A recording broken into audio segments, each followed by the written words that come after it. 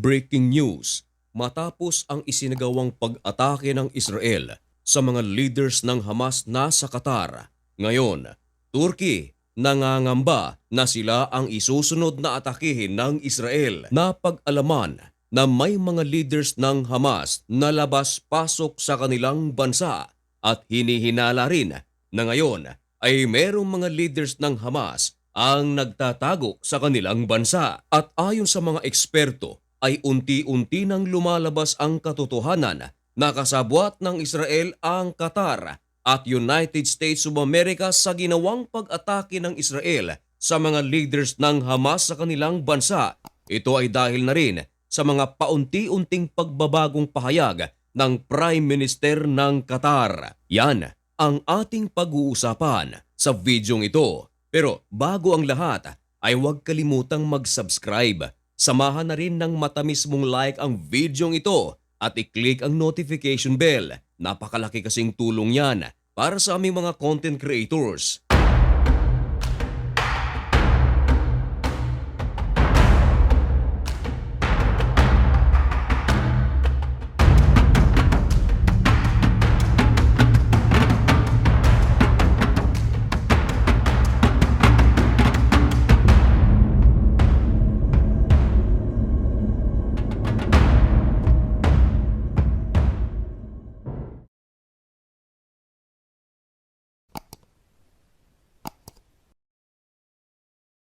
Maligayang pagbabalik mga kaibigan.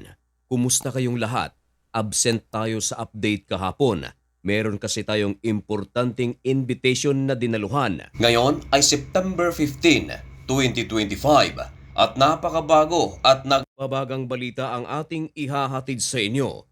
Ito ay tungkol sa pinakabagong update sa pagitan ng Israel, Qatar, Turkey at United States of America. Matapos ang isinagawang pag-atake ng puwersa ng Israel sa mga leaders ng Hamas sa bansang Qatar, nabalot ng malaking batikos ang ginawang pag-ataking ito ng Israel dahil na rin sa utos ng Prime Minister nito na si Benjamin Netanyahu. Nagalit maging ang United States of America at lalong-lalo na ang Arab countries. Nagkaroon pa nga ng emergency meeting ang Gulf countries at ang pinag-usapan, ito ay ang kanilang respond sa ginawang pag-atake ng Israel sa Doha, Qatar. Ang mga mata ngayon ng mga world leaders at ng mga international news outlet ay nasa Qatar dahil nangako ang Qatar na sila ay maghihiganti sa Israel. At ayon sa Qatar, hindi sila nag-iisa sa kanilang gagawing paghiganti, kundi kasama nila ang Gulf countries. Kaya tinututukan ito ng maigi.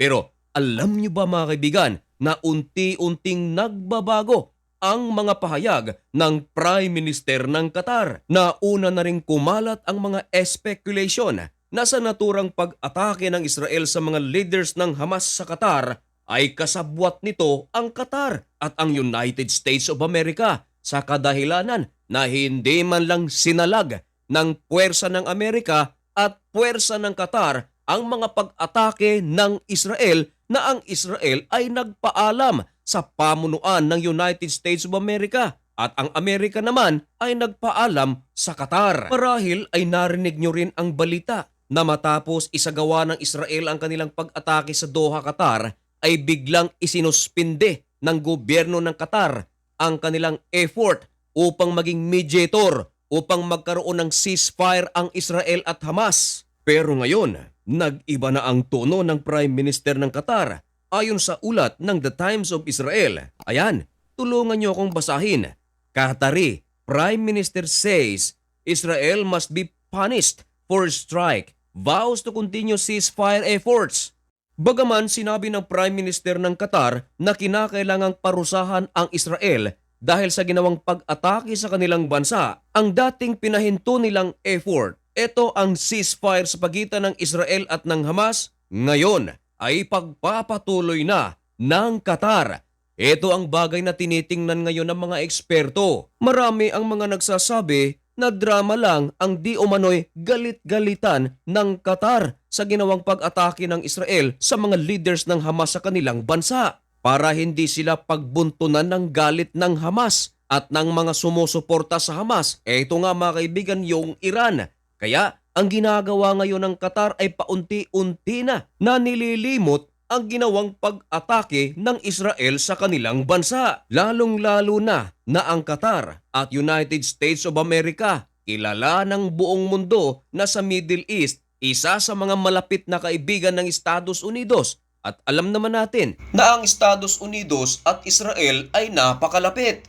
Malaki ang impact ng United States of America sa pagkakaibigan nito ng Israel at ng Qatar. At katunayan, sinabi mismo ni President Donald Trump sa pamamagitan ng ulat ng The Times of Israel, Qatar is a great ally. Israel must be very very careful in handling it. Maliwanag na ang Qatar ay malapit kay President Donald Trump at ganun din ang Israel. At katunayan mga kaibigan, sa Qatar, isa sa may mga malaking base militar ng Amerika ay nakapwesto sa bansang Qatar. Meron din sa Saudi Arabia, sa Ehipto at lalong-lalo na sa Israel. Ngayon, sa mga natitirang leaders ng Hamas, hinihimok nito ang mga sibilyan sa Gaza na manatili sa kanilang lugar habang sila ay binabalak na umalis mula sa Gaza Strip at magtago. Kinumpirma ng The Times of Israel ang balitang ito. At dahil dito mga kaibigan, nangangamba ngayon ang Turkey. Bakit? Sapagkat ang mga leaders ng Hamas hindi na yun babalik sa Qatar dahil naniniwala sila na sila ay babalikan ng Israel. At nandoon din mga kaibigan ang maraming puwersa ng Amerika. Maaaring makapagtimbre ito sa puwersa ng Israel at muling umatake. Kaya meron itong isang lugar na pwede nilang pagtaguan. Anong lugar kaya ito? Marahil ay ikagugulat mo ito. Ayon pa rin sa ulat ng The Times of Israel, merong isang bansa na natatakot na sila ay atakihin ng Israel dahil merong mga leaders ng Hamas na nagtatago sa kanilang bansa.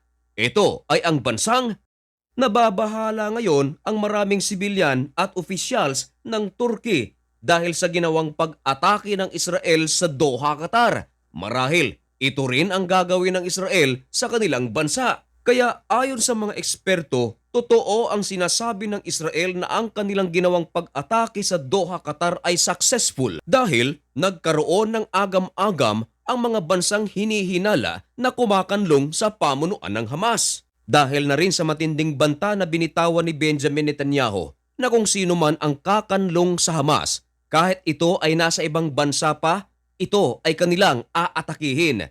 Tulad nga ng kanilang ginawa sa Doha, Qatar. Ayon nga kay Prime Minister Benjamin Netanyahu sa bansang Qatar mismo, kung hindi ninyo palalayasin ang Hamas sa inyong bansa at kung hindi ninyo sila ihaharap sa Israel, sabi ni Benjamin Netanyahu, we will do it.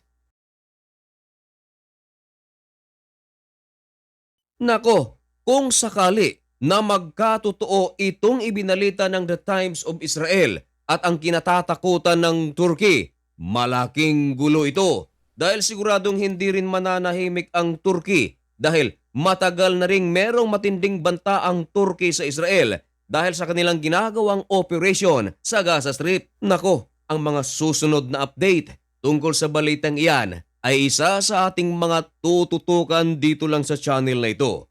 Kaya kung nais mong maging updated at kung gusto mo ang ganitong mga content at kung sakaling bago ka lang sa channel na ito ay baka naman pwedeng makahingi ng kaunting pabor. Pasubscribe naman nitong napakaliit nating channel. At mga kaibigan, hanggang dito na lamang muna ang video ito. May God bless you and thank you so much for watching. Goodbye!